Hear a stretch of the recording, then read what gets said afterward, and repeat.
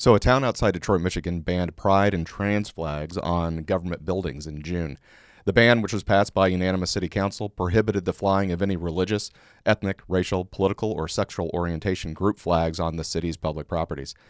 The mayor, Amir Khalib, stated that the ban is not targeting any particular group, but this move followed the rising religious-fueled tensions over rainbow flag near City Hall.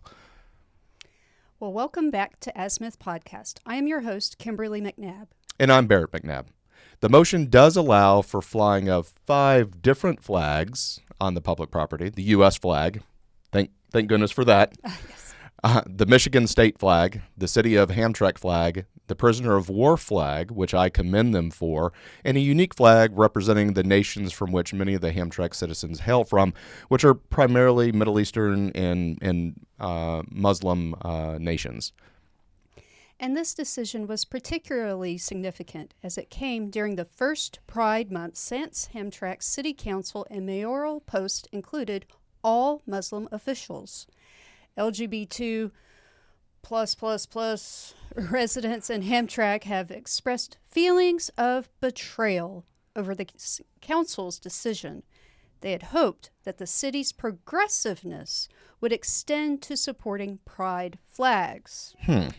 Former council city member Katrina Stackpool, who identifies as gay, mentioned that they welcomed and supported the Muslim community when they arrived in Hamtramck, and they expected the same in return.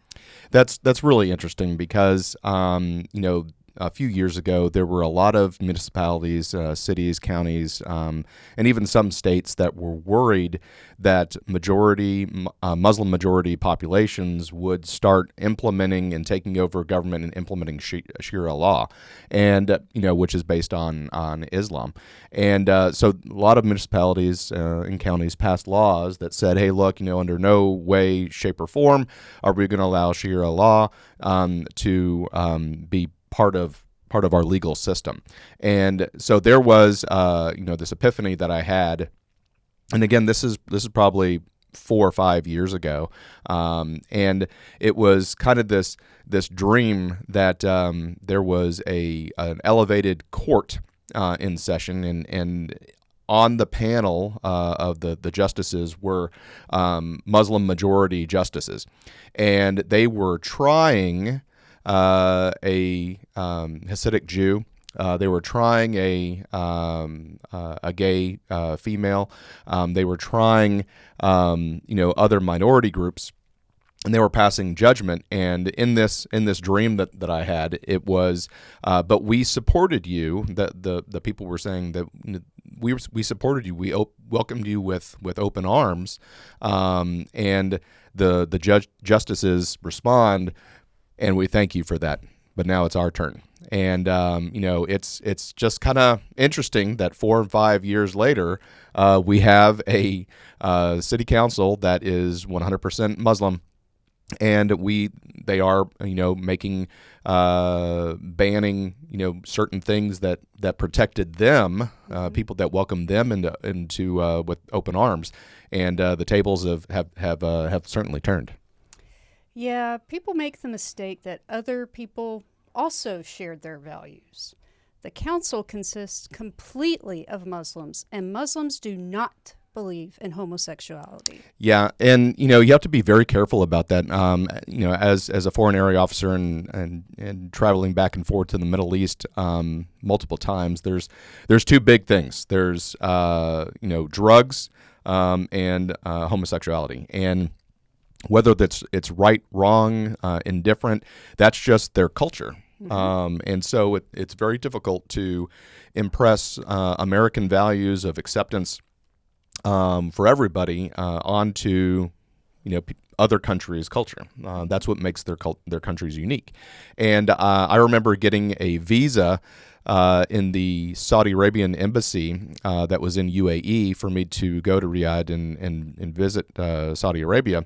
And in the waiting room of where you get your visas, there is a huge painted banner on the wall that's above the glass. That, like if you go into a DMV and everybody's, or a bank, everybody's behind glass and things like that. Well, the workers for the embassy and the consulate were behind glass, but right above their glass it says "Death to drug dealers."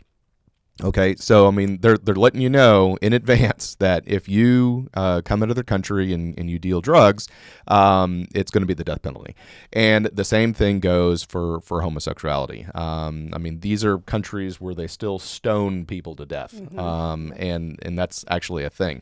And they still do beheadings in public squares. I mean, it's still a thing. And so, it's just, it's hard for us to really impart our values on that particular region. And so you would have to think that we're a melting pot, and when people come into the country and they don't necessarily assimilate, they're going to bring their culture and their values with them as well. And so this is an exact representation of that. Yep. And with 7 million illegal immigrants, probably not going to need to assimilate.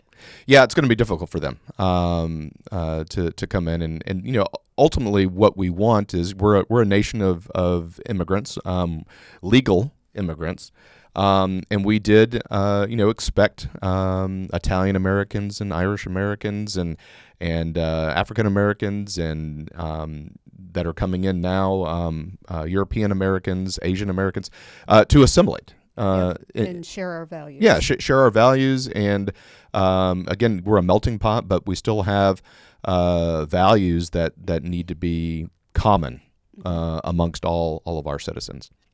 But, the flag ban in Hamtramck has already shown signs of selective enforcement. When Mayor Khalib claims that it was about maintaining neutrality, he allowed the Pan-African flag during the Juneteenth celebration, and it seems a little contradictory. Despite the flag flown on public property should not have any religious, ethnic, racial, political, or sexual orientation group flags, the Pan-African flag is a racial flag, and is thus, the LGBTQ plus community feels that this ban kind of singles them out for discrimination. And I can kind of see their point. Yeah, well, the mayor justified the allowing of the Pan-African flag is that the Juneteenth event was agreed upon long before the ban was voted on. The organizers taped the flag to the post of a park pavilion instead of flying it in a parade or putting it on a pole. Okay.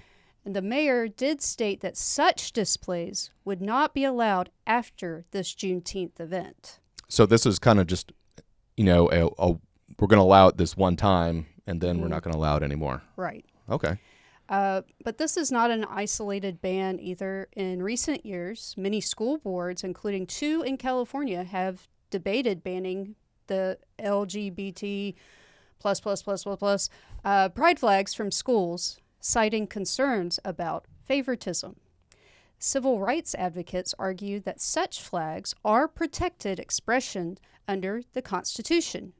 Jay Blocher, co-founder of the Gilbert Baker Foundation, an LGBTQ advocacy group named after the creator of the pride flag, noted that the real focus of these bans appears to be on the pride flag, with other flags also being banned as part of this effort.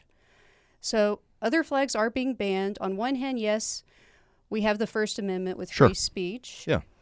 However, it can be argued that when having to explain to children what the rainbow flag stands for, then comes the explanation of what gay, lesbian, LMNOP mean. Our son, when he was about 4, saw a rainbow flag in a neighbor's yard and asked, "Mommy, what country is that for? And why do we have the United States flags, but they get to have the fun rainbow flag?" Yeah, because kids love rainbows. Mm-hmm. But, the importance of flags, is as ancient as nation states. I mean, being able to have a flag or a family coat of arms or a city state flag, from antiquity, it's part of your identity, and flags mean different things. And we have the United States flag, and we it's the highest flag that flies. But we've had instances, especially here in Houston, Texas, about, I want to say it was 25, 30 years ago, there was a group of high schoolers that were had come across the border. They had were attending public schools,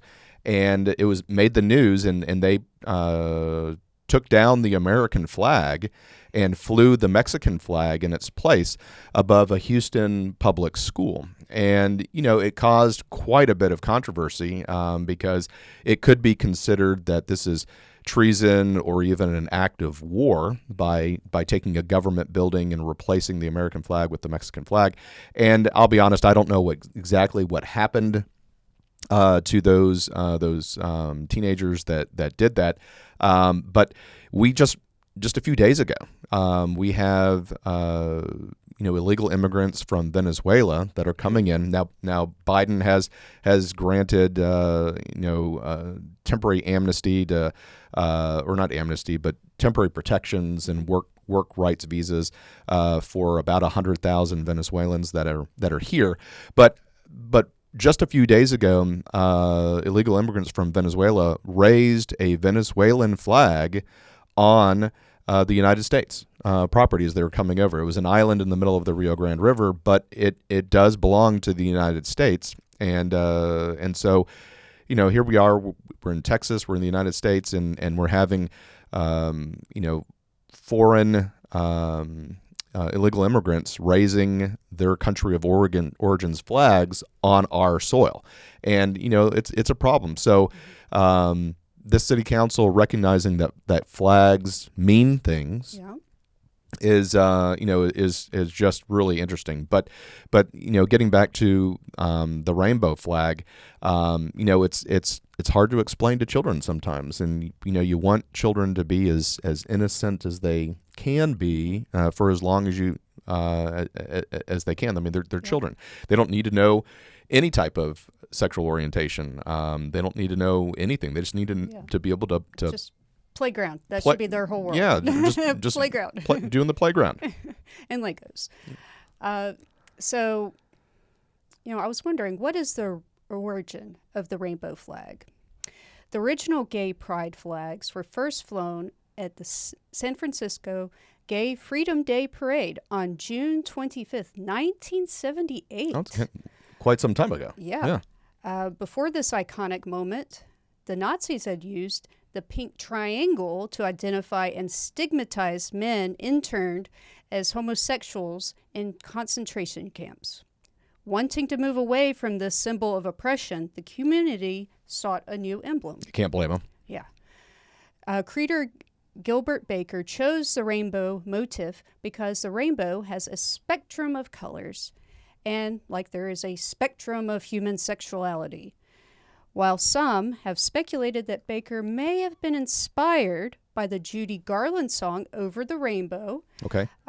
Baker himself mentioned that his inspiration came more from the Rolling Stones song She is a Rainbow. Okay. There are Christian groups who are trying to reclaim the rainbow flag, because a rainbow was God's promise to not flood the earth again. But I doubt they're going to have much success reclaiming it because it has been used for 45 years. Yeah, it's kind of a double-edged sword, I'd say. I mean, on one hand, they're displaying only the flags of the government, from the city council, but on the other, they're being exclusionary by selectively using their country of origin compilation flag. Yeah. And so, I mean, it's not everyone in the city came from a Muslim country. So it's kind of like they're assimilating, but they're kind of not quite doing it. It doesn't seem as inclusive as it could be. I think if they had just stopped at the prisoner of war flag, going down the order of merit list, they probably would have been a little bit better off. Yeah. But that concludes this segment of Azimuth Podcast. Please stay tuned after these messages. Hi, everyone. Thank you for listening. If you enjoy our show with all the stories we share, we would love your support. And it's as easy as clicking that subscribe or follow button. This will ensure you never miss an episode and keeps us bringing you these important stories. Your support makes a huge difference. Thank you so much for being part of our podcast family. Thanks, and keep tuning in.